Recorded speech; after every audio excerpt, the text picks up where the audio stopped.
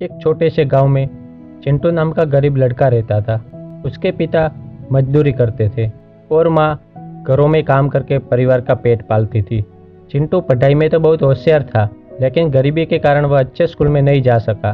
फिर भी उसने हार नहीं मानी और गांव के सरकारी स्कूल में पूरी मेहनत से पढ़ाई की। चिंटू का सपना था कि वह बड़ा होकर इंजीनियर बने और अपने माता पिता को गरीबी से बाहर निकाले। लेकिन किस्मत को कुछ और ही मंजूर था। उसके पिता बीमार पड़ गए और घर की सारी जिम्मेदारी चिंटू के कंधों पर आ गई।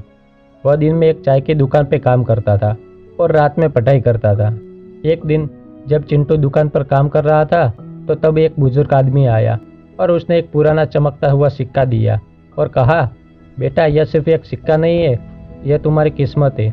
जब भी तुम्हें लगे कि हार रहे हो, इसे देखना और सोचना कि सफलता तुम्हारे बहुत करीब है।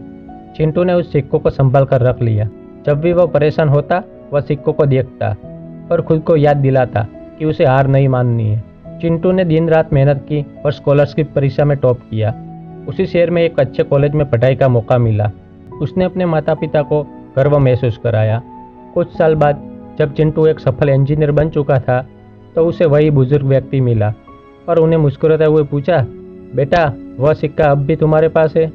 चिंटू ने अपनी जेब से सिक्का निकाला और कहा, हाँ बाबा, लेकिन अब मुझे समझ आ गया कि असली किस्मत यह सिक्का नहीं बल्कि अपनी मेहनत और विश्वास में था।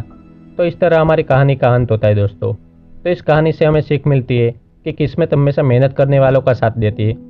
कभी कभी हमें किसी चीज़ की ज़रूरत सिर्फ खुद पर भरोसा बनाए रखने के लिए होती है, लेकिन असली ताकत हमारे खुद के प्रयासों में होती है। किस्मत उन्हीं का साथ देती है जो खुद की मदद करने का हौसला रखते हैं।